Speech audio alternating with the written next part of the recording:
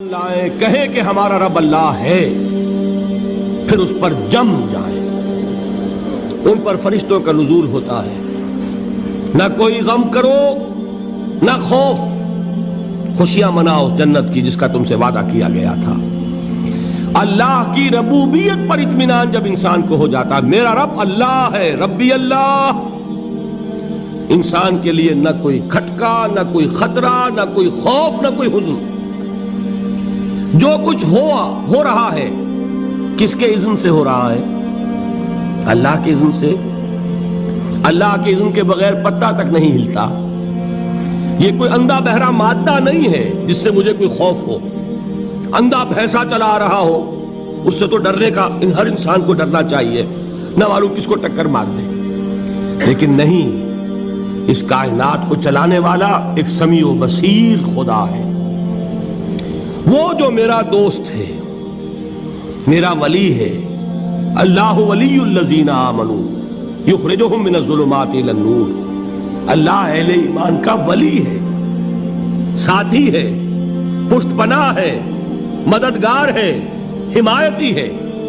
بتائیے جسے یقین ہو جائے کہ اللہ میرا مددگار، اللہ میرا محافظ، اللہ میرا پشت پناہ، اللہ میرا حمایتی، اس کے لیے کوئی خوف ہوگا؟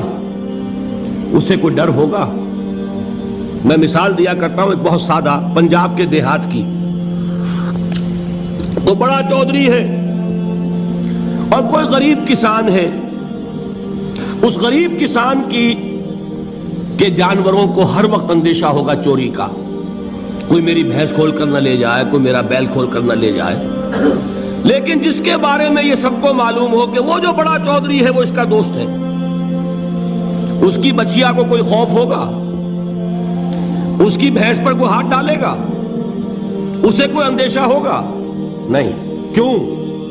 کہ وہ بڑا چودھری، بڑا اس کا یہاں کا سردار، جاگیردار، سب کو معلوم ہے وہ میرا دوست ہے، کوئی میرے خلاف اقدام نہیں کر سکتا۔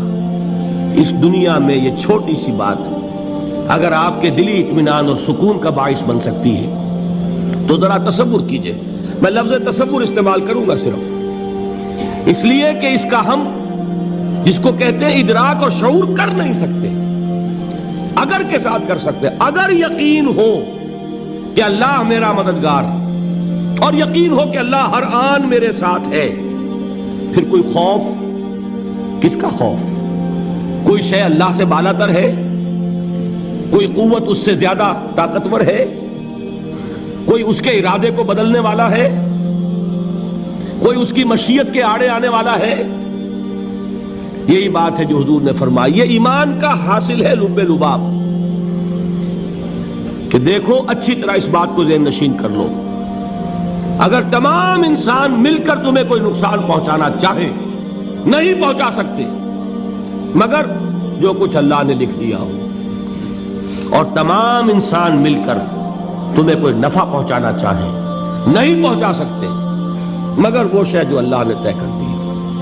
آپ پھر میں کہوں گا ذرا طاری کیجئے، اسے فرض کیجئے، اسے سوچئے۔ اگر اس حدیث پر ہمارا دل ٹھکا ہوا ہو تو کسی سے ڈر ہوگا؟ یہ مجھے نقصان نہ پہنچا دے، یہ میری رپورٹ خراب نہ کر دے، یہ میری انکریمنٹ نہ رکوا دے، یہ میرا یہ نہ بگاڑ دے، یہ میرے یہ نقصان نہ پہنچا دے۔ اس کا ڈر، اس کا ڈر، اس کا خوف، اس کی خوشامد، اس کے لیے جا کر طرح طرح سے اپنی عزت نفس کو ذلیل کروانا اس کے سامنے، یہ سب کچھ کیوں کرتا ہے انسان؟ جب سمجھتا ہے کہ اس کے ہاتھ میں میرا کوئی نفع ہے، اس کے ہاتھ میں میرے لیے کوئی ضرر ہے، یہ مجھے کوئی غضب پہنچا سکتا ہے، یہ مجھے کوئی نقصان پہنچا سکتا ہے، یہ میرا کوئی کام بنا سکتا ہے، یہ میری کوئی ضرورت پوری کر سکتا ہے، اسی کا نام شرک ہے۔ جہاں آپ نے یہ سمجھا کہ غیر اللہ کے اندر کوئی طاقت موجود ہے، وہی شرک ہے۔ بتوں سے تجھ کو امیدیں، خدا سے نومیدی، مجھے بتا تو صحیح اور کافری کیا ہے؟ شرک تو یہ ہے جس پر بھی تمہیں یہ خیال ہے، کلمہ ہے یہ کلمہ سوم، لا حول ولا قوت الا باللہ، ذرا اس پر دل کو کبھی اگر آپ تصور کریں، پھر فرض کریں، دل ٹھک جائے اس پر، کوئی طاقت نہیں۔ یہی بات تھی جو شیخ عبد القادر جیلانی رحمۃ اللہ علیہ نے اپنی وصیت میں اپنے بچے سے کہی. 11ویں دینے والے ہیں، لیکن حضرت شیخ عبد القادر جیلانی کی وصیت اور تعلیمات کو کتنے لوگ ہیں جو جانتے ہو؟ یہ جن مقامات تک پہنچے ہیں وہ کس چیز کی بدولت پہنچے ہیں؟ انہوں نے جو پیغام دیا وہ کیا تھا؟ اے میرے بچے، جس طریقے سے قرآن مجید میں حضرت لقمان کی نصیحتیں جو ہے نقل کر دی گئی ہیں، میں یہ عرض کروں گا بالفرض اگر قرآن حضرت عبد القادر جیلانی کے بعد نازل ہوا ہوتا تو شیخ عبد القادر کی یہ نصیحتیں بھی قرآن میں درج ہوتی. اتنی اونچی نصیحتیں ہیں. اے میرے بچے، اس حقیقت کو ذہن نشین کر لے، لا فاعل فی الحقیقت ولا مؤثر الا اللہ. اس کائنات میں نہ کوئی فاعل حقیقی ہے نہ مؤثر حقیقی ہے سوائے اللہ کے. کسی شے میں کوئی تاثیر نہیں اگر اللہ نہ چاہے. آگ جلا نہیں سکتی اگر اللہ نہ چاہے. پانی ڈبو نہیں سکتا اگر اللہ نہ چاہے. زہر ہلاک نہیں کر سکتا اگر اللہ نہ چاہے. کوئی چیز فائدہ نہیں پہنچا سکتی اگر اللہ نہ چاہے. تو در در پہ کیوں سر جھکاتے ہو؟ در در پر کیوں جبیں سائی کرتے ہو؟ سب کے سامنے کیوں ہاتھ پھیلاتے ہو؟ ایک اللہ سے مانگو. ایک اللہ کے سامنے زمین پر اپنی جبین رکھو. لا فاعل فی الحقیقت ولا مؤثر الا اللہ. نظر آتا ہے ہمیں کہ پانی پیاس بجھا دیتا ہے. پیاس بجھانے کی صلاحیت پانی میں نہیں ہے، اللہ کے اذن سے. کھانا بھوک مٹا دیتا ہے. بھوک مٹانے کی صلاحیت کھانے میں نہیں ہے، اذن رب میں. دیکھیے یہی یقین تھا. حضرت موسیٰ علیہ السلام کا واقعہ یاد کیجئے. سامنے سمندر آ گیا ہے. قوم دیکھتی ہے پیچھے کہ گرد و غبار کا طوفان ہے.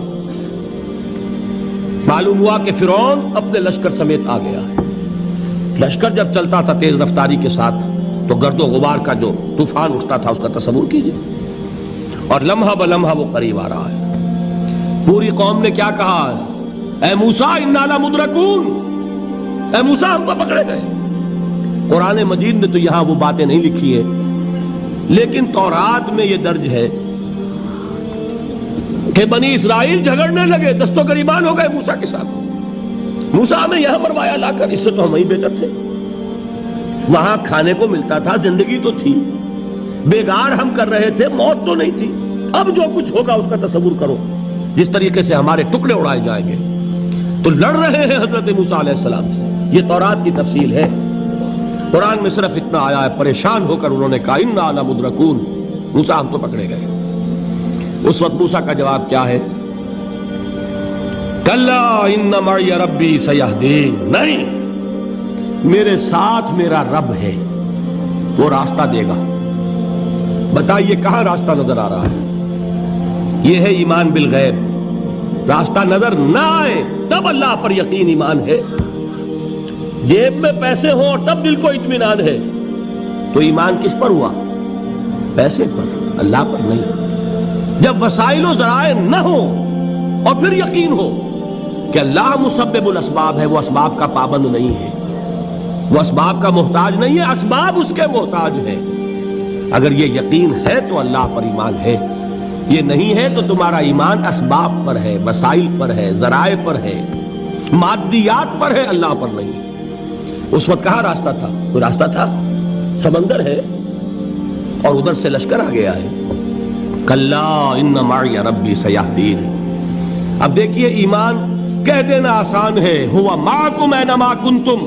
جہاں کہیں بھی تم ہوتے ہو اللہ تمہارے ساتھ ہوتا ہے. لیکن اس کا یقین قائم ہو جائے تو زمین و آسمان کا فرق واقع ہو جائے.